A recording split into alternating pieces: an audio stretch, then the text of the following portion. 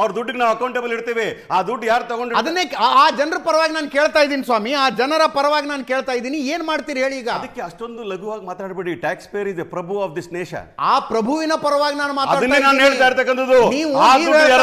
ತಪ್ಪು ದಾಖಲೆಗಳನ್ನು ನೋಡೋಣ ಬಿಡಿ, 80 ಕೋಟಿ ಹೋಗಿದೆ. ನಾನು ಹೇಳಿದ್ನಾ? ಮತ್ತೇನದು? ನಾನು ಹೇಳಿಲ್ವಲ್ಲ. ಮತ್ತೆ ಯಾರಿಗೆ ಯುಟಿಲಿಟಿ ಆಗಿದೆ, ಎಲ್ಲಿ ಹೋಗಿದೆ, ಏನ್ ತಪ್ಪು ದಾಖಲೆ ಕೊಟ್ಟಿದ್ದಾರೆ, ಸತ್ತವ್ರು ಯಾಕೆ ಇನ್ಫಾರ್ಮ್ ಮಾಡಿಲ್ಲ ಅಂತಕ್ಕಂಥ ತನಿಖೆಗಳಿಗೆ ಒಳಪಡಿಸಬೇಕಾಗ್ತದೆ. ನಾವು ನ್ಯಾಯ ಕೊಡಿಸಬೇಕಾಗ್ತದೆ. ಅದು ದುರುಪಯೋಗ ಆಗಲಿಕ್ಕೆ ಅವಕಾಶ ಕೊಡೋದಿಲ್ಲ. ಇದುವರೆಗೂ 3 ತಿಂಗಳು ಗೃಹಲಕ್ಷ್ಮಿ ಹಣ ಬಂದಿಲ್ಲ ಅಂದ್ರೆ 25 ತಿಂಗಳು ಕೊಟ್ಟಿಲ್ವಾ ಅಂತಾರೆ ನಾಗರಾಜ್ ಯಾದವ್ ಅವರು.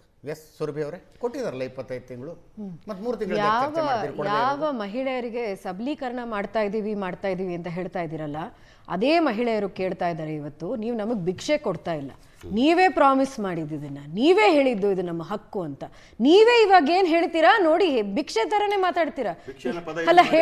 ಅಲ್ಲ ಹೇಳ್ತಾ ಇರೋದು ನೀವು ಹಾಗೆ, ನಮ್ಮ ಹಕ್ಕಿದು, ನೀವೇ ಹೇಳಿರೋದು ನಮ್ಮ ಹಕ್ಕು ಅಂತ, ನೀವೇ ತಾನೇ ಹೇಳಿದ್ದು ನುಡಿದಂತೆ ನಡೀತಾ ಇದೀವಿ ಅಂತ. ಇವತ್ತೇನ್ ಹೇಳ್ತಿದ್ದೀರಾ? ಇಷ್ಟು ಕೊಟ್ಟಿದೀವಿ, ಇಷ್ಟಕ್ಕೆ ನೀವು ಖುಷಿಯಾಗಿರ್ಬೇಕು. ಹಂಗಲ್ಲ, ಮಹಿಳೆಯರಿಗೆ ಹೇಳ್ತಾ ಇರೋದು ನೀವು ಹೇಳಿರೋದನ್ನ ಮಾಡ್ಕೊಡಿ ನಮ್ಗೆ ಅಂತ. ಅದರ ಮಧ್ಯದಲ್ಲಿ 3 ತಿಂಗಳು 2 ತಿಂಗಳು ಮಹೇಶ್ ತೆಂಗಿನಕಾಯಿ ಅವರು ಏನು ಎತ್ತಿದ್ರು ಸದನದಲ್ಲಿ ಅಧಿವೇಶನದಲ್ಲಿ ಮಾತಾಡಿದಾಗ ಬಂದು ಕ್ಲಾರಿಫಿಕೇಶನ್ ಕೊಟ್ಟಿದ್ದೇನು, ಇಲ್ಲ ಹಾಕಿದೀವಿ ದುಡ್ಡು ಆಗಿದೆ ಅಂತ. ಅದಾದ ನಂತರ ರೀಕ್ಲಾರಿಫಿಕೇಶನ್ ಕೊಟ್ಟಿದ್ದು ಮಹಿಳಾ ಮತ್ತು ಮಕ್ಕಳ ಕಲ್ಯಾಣ ಸಚಿವರಿಗೆ ಗೊತ್ತಿರಲಿಲ್ಲ 2 ತಿಂಗಳು ದುಡ್ಡು ಹೋಗಿಲ್ಲ ಅನ್ನೋದು ಅವ್ರಿಗೆ ಗೊತ್ತೇ ಇರಲಿಲ್ಲ. ನೋಡಿ, ಯಾವ ಅಧಿಕಾರಿಗಳು ನನಗೆ ಸರಿಯಾದ ಮಾಹಿತಿ ಕೊಡಲಿಲ್ಲ ಅಂತ ಹೇಳಿದ್ರು. ಅದು ಟ್ರೆಜರಿಯಿಂದ ದಯವಿಟ್ಟು ಹೋಗಿಲ್ಲ. ಅಕೌಂಟ್ಸ್ ಅಲ್ಲಿ ಕ್ಲಿಯರ್ ಸಾಧನೆ, there was a technical issue. Technical issue means definitely it is. ಹೇಳಬೇಕಾಗಿತ್ತು ಅದನ್ನ ಹೇಳಲಿಕ್ಕೆ ವಕ್ತಾರ ಕೂತಿರೋದಿಲ್ಲ. ಹಾಗಾದ್ರೆ ಸದನ ಯಾಕೆ ಎಲ್ಲ ಚಾನೆಲ್ ಸ್ಟುಡಿಯೋದಲ್ಲೇ ಮಾಡ್ಬೋಣ? ಆಮೇಲೆ ಹೇಳಿದೀವಿ ನಾವು ಸದನ ಯಾಕೆ ಚಾನೆಲ್ ಸ್ಟುಡಿಯೋದಲ್ಲಿ ಮಾಡೋಣ ಹೇಳಿದ್ದೆ ನಾವು. ಎಸ್ ಸುರಭಿ ಅವರೇ, ಅಲ್ಲ ಸದನದಲ್ಲಿ ಹೇಳೋದು ಮಾತ್ರ ಅಲ್ಲ, ಇವತ್ತು ನಮಗೆ ಇಲ್ವೇ ಇಲ್ವಲ್ಲ ಒಬ್ರು ಮಿನಿಸ್ಟರ್ ಪ್ರಶ್ನೆ ಮಾಡೋದಕ್ಕೂ ಇಲ್ಲ. ಆಯ್ತಲ್ಲ, 2-3 ವಾರ ಆಯ್ತು, ಈ ಪ್ರಶ್ನೆ ಎತ್ತೋದಕ್ಕೂ ನಮಗೆ ಮಂತ್ರಿ ಇಲ್ಲ. ಅಂದ್ರೆ ನೀವು ಯಾವ ತರ ಹೇಳ್ತಾ ಇದ್ದೀರಾ ಅಂದ್ರೆ ಇದು ನಿಮಗೆ ಮುಖ್ಯ ಅಲ್ಲ. ಈ ಸಮಸ್ಯೆಗಳು ಬಂದಿದೆ ಅನ್ನೋದ್ರ ಬಗ್ಗೆ ಇಲ್ಲಿ AG ಅವರು, ಇಲ್ಲಿ ಅಕೌಂಟೆಂಟ್ ಜನರಲ್ ಅವರು ಜಾನ್ವರಿನಲ್ಲೇನೆ ಎತ್ತಿರುವಂತಹ ವಿಷಯ ಇದು. ನಿಮಗೆ 3 ತಿಂಗಳಾಯ್ತು ಎದ್ದು ನಿಂತ್ಕೊಂಡು ಇಲ್ಲ ಹೌದು ಸಮಸ್ಯೆ ಇದೆ ಅಂತ ಹೇಳೋದಿಕ್ಕೆ. ಇಷ್ಟು ತಿಂಗಳ ಅದು ಬಿಡಿ, 3 ವರ್ಷದಿಂದ ಕೊಡ್ತಾ ಇದೀವಿ, ಅದು ಯಾವಾಗ ಬರುತ್ತೆ ಬರಲ್ಲ. ಬಹಳಷ್ಟು ಬಾರಿ ಬಹಿರಂಗವಾಗಿ ಚರ್ಚೆ ಆಗಿರೋದು ಏನು ಅಂದ್ರೆ, ಬರುತ್ತೆ ರೀ, ಕಾಯ್ತಾ ಇರಿ, ನಾವೇನು ಪ್ರತಿ ತಿಂಗಳು ಕೊಡ್ತೀವಿ ಅಂತಾನು ಹೇಳಿಲ್ಲ ಅನ್ನೋದು ಇವಾಗ ಆಗಿರುವಂತಹ ಮುಖ್ಯಮಂತ್ರಿಗಳು ಹೇಳಿರುವಂತಹ ವಿಷಯ. ಮತ್ತೆ ನೀವು 2 ನಂಬರ್ ಹೇಳಿದ್ರಿ, ಇಲ್ಲಿ 23,262 ಬ್ಯಾಂಕ್ ಅಕೌಂಟ್ ಇಲ್ಲದೆ ಇರುವಂತಹವರಿಗೆ ಹೋಗಿದೆ. ಹೇಗೆ ಸಾಧ್ಯ ಇದು? CAG ಅದನ್ನ ಅಕೌಂಟ್ ಮಾಡ್ಕೊಳ್ಳೋದು ಬೇರೆ ಬೇರೆ ತರದಂತಹ ಕೋಆಪರೇಟಿವ್ ಬ್ಯಾಂಕ್ ಇರ್ಬೋದು, ರೂರಲ್ ಬ್ಯಾಂಕ್ ಇರ್ಬೋದು, ಪೋಸ್ಟ್ ಆಫೀಸಲ್ಲಿ ಬ್ಯಾಂಕ್ ಅಕೌಂಟ್ ಇಟ್ಕೊಂಡಿರೋದಿರ್ಬೋದು. ಬ್ಯಾಂಕ್ ಅಕೌಂಟೇ ಇಲ್ಲದೆ ಇರುವಂತಹ ಸಂದರ್ಭ ಹೇಗೆ ಸಾಧ್ಯ ಆಗುತ್ತೆ? ಮತ್ತೆ ಇನ್ನೊಂದು ಹೇಳಿದ್ರಲ್ಲ ನೀವು 19,000 ಯಾವ ಒಂದೇ ಒಂದು ಅಥವಾ ಇದು ಗೃಹಲಕ್ಷ್ಮಿ ಹೋಗೋದು ಹೇಗೆ? Head of the house hold ಇರಬೇಕು, ಮನೆ ಯಜಮಾನಿ ಆಗಿರ್ಬೇಕು. ಒಂದೇ ಅಕೌಂಟಲ್ಲಿ 2 ಯಜಮಾನರಿಗಳು ಹೇಗೆ? ಅಂದ್ರೆ ನೀವು ಡೆಫಿನಿಷನ್ನೇ ಚೇಂಜ್ ಮಾಡ್ತಿದ್ದೀರಾ. ಗೃಹಲಕ್ಷ್ಮಿನಲ್ಲಿ ಭಾರತೀಯ ಜನತಾ ಪಾರ್ಟಿ ಕ್ಲಿಯರ್ ಆಗಿ ಹೇಳ್ಕೊಂಡು ಬಂದಿರುವಂಥದ್ದು, ಹೌದು ಬಹಳಷ್ಟು DBT ಸಿಸ್ಟಮ್ಸ್ ಅಂತ ಸರ್ ಹೇಳಿದ್ರು, ಮೊದಲನೇ ಬಾರಿ ಪ್ರಯತ್ನ ಪಟ್ಟಿರೋದು ಅಲ್ಲ. PM ಕಿಸಾನ್ನಲ್ಲಿ ಇದಕ್ಕಿಂತ ಜಾಸ್ತಿ ಬಹಳಷ್ಟು ಜನಕ್ಕೆ ರೈತರಿಗೆ ಡಿಸ್ಪರ್ಸ್ ಆಗಿದೆ DBTಯ ಮೂಲಕ. ಹೌದು ಅಲ್ಲೂ ಸಮಸ್ಯೆಗಳು ಬಂತು, ಟೆಕ್ನಿಕಲ್ ಗ್ಲಿಚಸ್ ಆಯ್ತು, ಆದ್ರೆ ಇಮಿಡಿಯೇಟ್ ಆಗಿ ಅದನ್ನ ಐಡೆಂಟಿಫೈ ಮಾಡಿ ಆ ಹಣ ವಾಪಸ್ ತಗೊಳ್ಳುವಂತ ಪ್ರಾಸೆಸ್ ಆಯ್ತು. ಮತ್ತೆ ಡಿಫ್ರೆನ್ಸ್ ಇದೆ ಗೃಹಲಕ್ಷ್ಮಿ ಮತ್ತು ನೀವು ರೈತರು ಕೊಡುವಂತಹ ಇದರಲ್ಲಿ ಏನಂದ್ರೆ ಇದ್ರ ಲ್ಯಾಂಡ್ ರೆಕಾರ್ಡ್ಸ್ ಬರಬೇಕಾಗಿರುವಂಥದ್ದು, ಇಲ್ಲಿ ನಿಮ್ಗೆ ಬೇಕಾಗಿರುವಂಥದ್ದು ಡೆತ್ ಸರ್ಟಿಫಿಕೇಟ್. ಆ ಥರ ಅಷ್ಟು ಡಿಪೆಂಡೆನ್ಸಿ ಇಲ್ಲ ಟೆಕ್ನಿಕಲ್ ಆಗಿ. ಆದ್ರೂ ಕೂಡ ನೀವು ಎಷ್ಟು ತಿಂಗಳಿಂದ ಇದ್ರ ಮೇಲೆ ಕೂತಾ ಇದ್ದೀರಾ, ನೀವು ಏನೂ ಮಾಡಿಲ್ಲ. ಮತ್ತೆ ನೀವು ಹೇಳ್ದಂಗೆ ಗ್ಯಾರಂಟಿ ಅನುಷ್ಠಾನ ಸಮಿತಿ ಇರ್ಬೋದು, ಒಂದು ಸೊಸೈಟಿ ಶುರು ಮಾಡಿದ್ದಾರೆ ಇವಾಗ. ಇಲ್ಲ ನೀವೆಲ್ಲರೂ 4,580 ಜನ ಇದ್ದಾರೆ ಗ್ಯಾರಂಟಿ ಅನುಷ್ಠಾನ ಸಮಿತಿಯಲ್ಲಿ. ತಾಲೂಕು ಮಟ್ಟದ ಸಮಿತಿಗಳು, ಜಿಲ್ಲಾ ಮಟ್ಟದ ಸಮಿತಿಗಳು, ರಾಜ್ಯ ಮಟ್ಟದ ಸಮಿತಿಗಳು. 1,94,00,000 ರೂಪಾಯಿ 1 ತಿಂಗಳ ಗೌರವಧನ ಹೋಗುತ್ತೆ ಅವರಿಗೆ. 3 ವರ್ಷ ಬೇಕಾಯ್ತು ಮೃತಪಟ್ಟ ಫಲಾನುಭವಿಗಳನ್ನೊಂದು ಪಟ್ಟಿ ತೆಗೆಯೋದಕ್ಕೆ. 80 ಕೋಟಿ ರೂಪಾಯಿ ಹೋಗ್ಬಿಟ್ಟಿದೆ ದುಡ್ಡು, 80 ಕೋಟಿ ರೂಪಾಯಿ ಹೋಗ್ಬಿಟ್ಟಿದೆ. ನೀವು ಗ್ಯಾರಂಟಿ ಅಂತ ಮಾತಾಡಿದ ತಕ್ಷಣ ನೀವು ಬಡವರ ವಿರೋಧಿಗಳು ಅಂಥವ್ರು ಇಂಥವ್ರು ಎಲ್ಲ ಚಲುವಾಗ್ತವೆ. ನಾವು ಹೇಳ್ತಾ ಇರೋದೇನು, ಅರ್ಹರಿಗೆ ಸರಿಯಾಗಿ ತಲುಪಿಸಿ. ಅದನ್ನು 3 ತಿಂಗಳು ಸ್ಕಿಪ್ ಆಗಿದ್ದು ಯಾಕೆ ಅಂತ ಕೇಳ್ತಾ ಇದ್ದೀವಿ. ಅರ್ಹರಿಗೆ ಹೋಗಬೇಕಾದದ್ದು ಸರಿಯಾಗಿ ಹೋಗಲಿ, ಅನರ್ಹರಿಗೆ ಹೋಗುವುದು ಬೇಡ. ಅನರ್ಹರಿಗೆ ಹೋಗದೆ ಉಳಿಸಿಕೊಂಡಿರುವ ದುಡ್ಡನ್ನ ಹಳ್ಳಿಗಳ ಅಭಿವೃದ್ಧಿಗೆ ಬಳಸಿ ಅಂತ ಹೇಳ್ತಾ ಇದ್ದೀವಿ. ಅಜಿತ್ ಅವರು ಹೇಳ್ತಾ ಇರೋದಕ್ಕೆ ನಾನು ಸ್ವಾಗತ ಮಾಡ್ತೀನಿ. ಅನರ್ಹರಿಗೆ ಹೋಗಬಾರ್ದು ಅಂತ. ಆದ್ರೆ ಬಿಜೆಪಿ ಅವರು ಮತ್ತು JDS ಏನ್ ಮಾಡಿದ್ರು ಗೊತ್ತಾ, ಇದನ್ನ ಮಾಡಕ್ಕೆ ಬರಬಾರ್ದು. ಮಾಡಕ್ಕೆ ರಾಜಸ್ಥಾನದಲ್ಲಿ ದೇಶದ ಪ್ರಧಾನಿಗಳು ಹೇಳ್ತಾರೆ ಈ ಗ್ಯಾರಂಟಿಗಳ ಇಂಪ್ಲಿಮೆಂಟ್ ಮಾಡ್ಲಿಕ್ಕೆ ಆಗೋದೇ ಇಲ್ಲ ಅಂತ ಹೇಳ್ತಾರೆ. ಯಾವುದೇ ಮಾಡಿದ್ರೆ ರಾಜ್ಯ ಸರ್ಕಾರ ದಿವಾಳಿ ಆಗ್ತದೆ. ನೀವು ಕರೆಕ್ಟಾಗಿ ಹೇಳಿದ್ರಿ, ಅನರ್ಹರಿಗೆ ಕೊಡಬಾರ್ದು, ಒಪ್ಕೊಂಡಿರ್ತಕ್ಕಂಥದ್ದೇ. ಅದನ್ನೇ ನಾವು ಕೂಡ ಪ್ರತಿಪಾದನೆ ಮಾಡೋದು. ಆದ್ರೆ ಇವ್ರಿಗೆ ಯಾವ್ದು ನೈತಿಕತೆ ಇಲ್ಲ. ಬಿಜೆಪಿ ಮತ್ತು JDS ಅವರಿಗೆ ಗ್ಯಾರಂಟಿಗಳ ವಿರೋಧ ಇದ್ದವ್ರು ಯಾರು ಇದ್ರೆ ಬಿಜೆಪಿ ಅವರು JDS ಅವರು ಅಂತ ಹೇಳ್ತೀವಿ. ನಾಗರಾಜ್ ಯಾದವ್ ಗಂತವ್ಯದಂತ ನಮ್ಮ ನಾಗರಾಜ್ ಯಾದವ್, ನಾನಿಲ್ಲಿ ತೆರಿಗೆದಾರರ ಪ್ರತಿನಿಧಿಯಾಗಿ ಬಂದು ಕೂತ್ಕೊಂಡಿದ್ದೀನಿ. ಈ ರಾಜ್ಯದಲ್ಲಿ 40% ಸರ್ಕಾರಿ ಶಾಲೆಗಳ ಕಟ್ಟಡಗಳು ಯಾವಾಗ ಬಿದ್ದು ಹೋಗ್ತಾವೋ ಗೊತ್ತಿಲ್ಲ ಅನ್ನೋ ಪರಿಸ್ಥಿತಿ ಇದೆ. ಮೊನ್ನೆ ರಾಜ್ಯ ನೋಡ್ತ್ರಿ, ಆ ಏನು ಸೀಲಿಂಗದ್ದು ಪ್ಲಾಸ್ಟರ್ ಕಿತ್ಕೊಂಡು ಬಿದ್ದು ಹೆಣ್ಣು ಮಕ್ಕಳಿಗೆ ಹೆಂಗಾಯ್ತು ಅನ್ನೋದನ್ನು ರಾಜ್ಯ ನೋಡಿದೆ. ಕಲಬುರಗಿಲಿ ಅನರ್ಹರಿಗೆ ಹೋಗ್ತಾ ಇರುವ ಈ ದುಡ್ಡನ್ನು ನಿಲ್ಲಿಸಿ ಅಂಥ ಶಾಲೆಗಳನ್ನು ರಿಪೇರಿ ಮಾಡಿಸಿದ್ರೆ ಪುಣ್ಯ ಕಟ್ಕೊಳ್ತೀರಿ ನೀವು. ಈ 1,94,00,000 ನಿಲ್ಲಿಸುವ ಅವಶ್ಯಕತೆ ಇಲ್ಲ.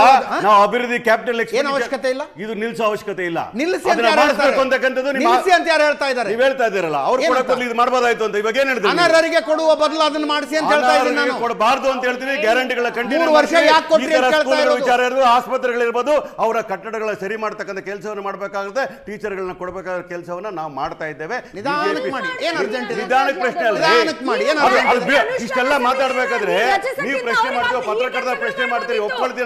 ಬಿಜೆಪಿಗೆ ಯಾವ ನೈತಿಕತೆ ಇದೆ? 10 ವರ್ಷಗಳ ಅಧಿಕಾರದಲ್ಲಿ ಇದ್ರಲ್ಲ ರಾಜ್ಯದಲ್ಲಿ, ಏನ್ ಮಾಡಿದ್ರು ಅವರು? What have they done? Sir, ನೀವು ಎಲ್ಲದಕ್ಕೂ ಇದಕ್ಕೆ ವಾಪಸ್ ಹೋಗ್ಬಿಡಿ. ಇಲ್ಲಿ ಒಂದು ಡೈರೆಕ್ಟ್ ಪ್ರಶ್ನೆ ಇದೆ ನಿಮಗೆ. ಈ ಗ್ಯಾರಂಟಿ ಅನುಷ್ಠಾನ ಸಮಿತಿಯದ್ದು ಯಾವ್ದಾದ್ರು ರಿಪೋರ್ಟ್ ಆಚೆ ಬಂದಿದ್ಯಾ? ಯಾವ್ದಾದ್ರು ಆರ್ಡರ್ ಆಚೆ ಬಂದಿದ್ಯಾ? ಯಾರು ಬಂದು ಅದ್ರ ಬಗ್ಗೆ ನಾವು ಈ ತರ ಕೆಲಸ ಮಾಡಿದೀವಿ, ಈ ತರ ಮೀಟಿಂಗ್ ತಗೊಂಡಿದೀವಿ ಅಂತ ಹೇಳಿದಾರೆ? ಟ್ಯಾಕ್ಸ್ ಪೇಯರ್ ಫಂಡ್ ಇರ್ತಾನೆ, ಎಲ್ಲಿ ತೋರಿಸಿ ನನಗೆ taxpayer fund. I need not give you, we will submit to the government. You want, ನಿಮಗೆ ಬೇಕಾ ಅವ್ರ ಪ್ರಶ್ನೆ ಮುಗಿದ್ಮೇಲೆ ಉತ್ತರ ಕೊಡಿ. ನಿಮಗೆ ರಿಪೋರ್ಟ್ ಅವರ ಪ್ರಶ್ನೆ ಮುಗಿದ್ಮೇಲೆ ಉತ್ತರ ಕೊಡಿ. You will get it. ಪ್ರಶ್ನೆ ಮುಗಿದ್ಮೇಲೆ ಉತ್ತರ ಕೊಡಿ ಪ್ಲೀಸ್. ಇವತ್ತು ಮಹಿಳೆಯರು ಕೇಳ್ತಿರೋದು ಪ್ರಶ್ನೆ ಇದು. ನಮ್ಮನ್ನ ನೀವು ಅನರ್ಹರು ಅಂತ ಹೇಳ್ತಾ ಇದ್ದೀರಲ್ಲ, ನೀವು ನಮಗೆ ಇದ್ರ ಬಗ್ಗೆ ಎಲ್ಲ ಮಹಿಳೆಯರನ್ನಲ್ಲ. ನಾಗರಾಜ್ ಯಾದವ್ ಸರ್, ನೀವು ಉತ್ತರ ಮಾತಾಡಿದ್ರೆ ಮತ್ತೆ ಏನಂತಾರೆ ಗೊತ್ತಾ? ನೀವು ಇಮಿಡಿಯೇಟ್ ಮಾತಾಡ್ತೀರ, ಏನಂತಾರೆ ಗೊತ್ತಾ? ಮಹಿಳೆಯರು ಅನರ್ಹರು ಅಂತ ಹೇಳ್ತಾ ಇದೀವಾ. ಕೆಲವು ಜನ ಅದನ್ನು ದುರುಪಯೋಗ ಪಡಿಸ್ಕೊಳ್ತಾ ಅನರ್ಹರು ಅಂತ ವಿಚಾರ ಹೇಳಬೇಕು. ಮಹಿಳೆಯರೆಲ್ಲ ಅನರ್ಹರು ಅಂತ ಹೇಳಿದ ರೀತಿಯಲ್ಲಿ ಯಾಕೆ ಮಾತಾಡ್ತಾರೆ ಇವರು? ಯಾಕೆ ಮಾತಾಡ್ತಾರೆ ಇವರು? ನೀವು ನಾನ್ ಮಾತಾಡಿದಾಗ ಪ್ರಶ್ನೆ ಮಾಡ್ತಿರಲ್ಲ, ಬಿಜೆಪಿ ಪ್ರಶ್ನೆ ಮಾಡಿದಾಗ ನೈತಿಕತೆ ನೀವು ಇಟ್ಕೋಬೇಕಾಗ್ತದೆ. They are talking wrong. ಇಂಥ ಒಂದು ಒಳ್ಳೆ ಯೋಜನೆ ಮಾಡಬೇಕಾದ್ರೆ ಮಾಡಕ್ಕಾಗಲ್ಲ ಅಂತ ಹೇಳಿದಂತ ಪ್ರಧಾನಿ ಒಳ್ಳೆತನದಿಂದ ಇಂಪ್ಲಿಮೆಂಟ್ ಮಾಡಿ ಅಂತ ಹೇಳ್ತಾ ಇರೋದ್ರಿ. ನಾವು ಮಾಡ್ತೇವೆ, ಮಾಡ್ತಾ ಇದ್ದೇವೆ. 3 ವರ್ಷ ಕಳೆದೋಗಿದೆ ನೀವು ಅಧಿಕಾರಕ್ಕೆ ಬಂದ್ರೆ. ಕೆಲವು ಒಳ್ಳೆ ಕೆಲಸ ಮಾಡುವ ಕೆಲವು ದೋಷಗಳು ಬಂದಾಗ ನಮ್ ಗಮನಕ್ಕೆ ಬಂದಾಗ ಸರಿ ಮಾಡ್ಬೇಕಾಗಿರ್ತಕ್ಕಂಥ ನಿಮ್ಮ ಆಗ್ರಹ ಸರಿ ಇದೆ ಅಂತ ಹೇಳ್ತಾ ಇದ್ದೀನಿ. ನಾನು ನಿಮ್ಗೆ ಹೇಳ್ತಾ ಇಲ್ಲ ವಿಚಾರನ. ಆದ್ರೆ ಬಿಜೆಪಿ JDS ಯಾವ್ದು ನೈತಿಕತೆ ಇಲ್ಲ ಈ ವಿಚಾರದಲ್ಲಿ ಮಾತಾಡ್ಲಿಕ್ಕೆ. ಗ್ಯಾರಂಟಿಗಳ ವಿರೋಧಿಗಳಿದ್ರು, ಬಡವರ ವಿರೋಧಿಗಳಿದ್ರೆ ಯಾರಿದ್ರೆ ಬಿಜೆಪಿ JDS ಅನ್ನ ಮಾತ್ರ ಹೇಳ್ತಾರೆ. ನೀವು ಇರೋದು ಮಹಿಳಾ ವಿರೋಧಿ. ಮೊದಲನೇದಾಗಿ ನೀವಿರೋದು ಮಹಿಳಾ ವಿರೋಧಿ.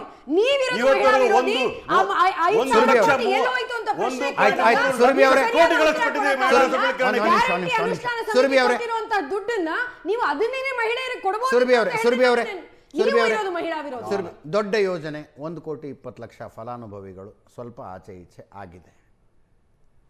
ವಿಪಕ್ಷವಾಗಿ ಒಂದು ಸಲಹೆ ಕೊಡಿ, ಏನು ಮಾಡಬೇಕು ಏನು ಮಾಡಬಾರ್ದು. ಸಮಸ್ಯೆ ಇರೋದು ನಿಮಗೆ ಇದು ನಿಜವಾಗ್ಲೂ 3 ವರ್ಷ ಬೇಕಾಗಿತ್ತ ತಿಳ್ಕೊಳ್ಳೋದಕ್ಕೆ? ಒಂದು ತಿಂಗಳು 2 ತಿಂಗಳು 3 ತಿಂಗಳು ಅಂದ್ರೆ ಆಗ್ತಿತ್ತಲ್ಲ. ನೀವು ತಿಂಗಳು ಕೊಡುವಂಥದ್ದು ತಾನೆ. ನಿಮಗೆ ಫೀಡ್ಬ್ಯಾಕ್ ಮೆಕ್ಯಾನಿಸಮ್ ಇಲ್ವಾ? ಒಂದು ಯಾರ್ದಾದ್ರೂ ಡೆತ್ ಸರ್ಟಿಫಿಕೇಟ್ ರಿಜಿಸ್ಟರ್ ಮಾಡ್ಕೊಳ್ಬೇಕು ಅಂದ್ರೆ ನಿಮಗೆ ತಾಲೀಮ್ ಅಲ್ಲ ಹೇಳೋದು. ನಾನು ಹೇಳ್ತಾ ಇದ್ದೀನಲ್ಲ, ಈ ತರ ಯೋಚನೆ ಪರಿಕಲ್ಪನೆ ಬರ್ಲಿಲ್ಲ ಬಿಜೆಪಿ ಅವರಿಗೆ. ಇವತ್ತು ಹೇಳ್ತೀನಿ, ಮಹಿಳೆಯರಿಗೆ ಸುಮಾರು 55,000 ಕೋಟಿ ಕೇವಲ ಗೃಹಲಕ್ಷ್ಮಿಯ ಕೊಟ್ಟಿದ್ದೀವಿ. ಎಷ್ಟು ದೊಡ್ಡ ಯೋಚನೆ ಮಾಡಿದ್ರಿ. ಅದರಲ್ಲಿ ಸಣ್ಣ ತಪ್ಪುಗಳಾಗಿರ್ತಕ್ಕಂಥ ನಾನು ಜಸ್ಟಿಫೈ ಮಾಡ್ಕೊಳ್ಳೋದಿಲ್ಲ, ಸರಿ ಮಾಡ್ಬೇಕು ಅಂತ ಹೇಳ್ತೀನಿ. ನಿಮ್ಮ ಆಗ್ರಹ ಸರಿ ಇದೆ, ಒಪ್ಕೊಳ್ತೀನಿ. ಆದ್ರೆ ಹೇಳ್ತೀನಿ ಕೇಳಿ, 1,20,000 ಗ್ಯಾರಂಟಿಗಳು ಕೊಟ್ಟಿದ್ದೀವಿ. ನೀವು ಪರಿಕಲ್ಪನೆ ಇವ್ರ ಕೈಯಲ್ಲಿ ಮಾತಾಡ್ತಾ ಇರೋದು.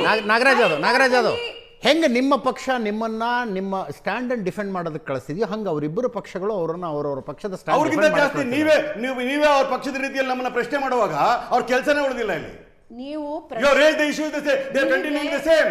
ಅಂದ್ರೆ you raise the issue, they are continuing the same. ಹೌದ್ರಿ, ಪಬ್ಲಿಕ್ ಡೊಮೇನ್ ನಲ್ಲಿರೋ CAG ರಿಪೋರ್ಟ್ ನಲ್ಲಿ ಬಂದಿರೋ ಪ್ರಶ್ನೆಗಳನ್ನು ಹೇಳ್ತಾ ಇದ್ದೀನ್ರಿ. ನಾನು ಹೇಳ ನಿಮ್ಗೆ, ಈ ಗ್ಯಾರಂಟಿಗಳು ಬಂದಾಗ ನರೇಂದ್ರ ಮೋದಿ ಸಾಹೇಬ್ರು ಏನಂದ್ರು? ಮಾಡ್ಲಿಕ್ಕೆ ಬರುವುದೇ ಇಲ್ಲ ಅಂತ ಹೇಳಿದ್ರು. ಒಪ್ಪಿಡ್ದೆ ಕ್ಲಿಪ್ಪಿಂಗ್ ತೋರಿಸಲ್ಲ ನಿಮ್ಮ ಫೋನಲ್ಲಿ. ಈಗ ಮತ್ ಮಾಡಕ್ ಬಂತ ಈಗ? ಮಾಡಕ್ ಬಂತ ಈಗ? ನಾವು ಮಾಡಿದ್ದೇವೆ, ಮಾಡಿ ತೋರಿಸಿದ್ದೇವೆ.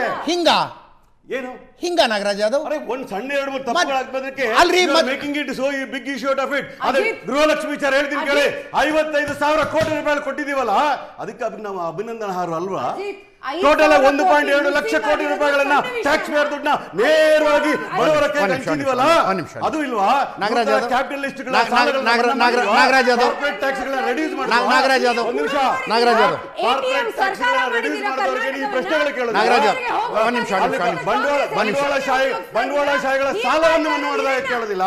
ನಾವು ಬಡವರಿಗೆ ನೇರವಾಗಿ 1,20,000 ಕೋಟಿ ರೂಪಾಯಿಗಳನ್ನ ನಾವು 3 ವರ್ಷಗಳ ಕೊಟ್ಟವಲ್ಲ, ಇದನ್ನ ಅಭಿನಂದನೆ ಮಾಡಬೇಕು. ತಪ್ಪುಗಳನ್ನ ಸರಿ ನೋಡಿ, ತಪ್ಪುಗಳನ್ನ ಜಸ್ಟಿಫೈ ಮಾಡ್ಕೊಳ್ಳಲ್ಲ ನಾಗರಾಜ್ ಯಾದವ್.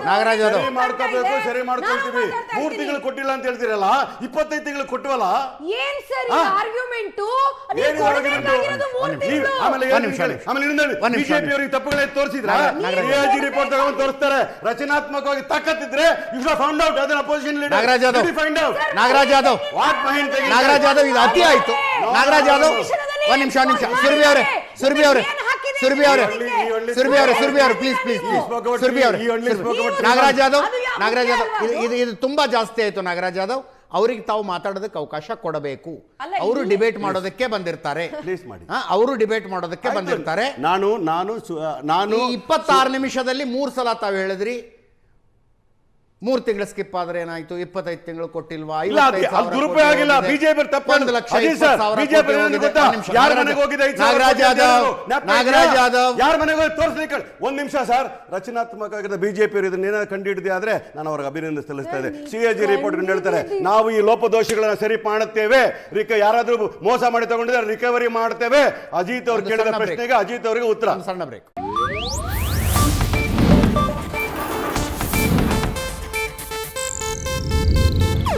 ಇದು ಏಷ್ಯಾನೆಟ್ ನ್ಯೂಸ್ ನೆಟ್ವರ್ಕ್ ಪ್ರಸ್ತುತಿ.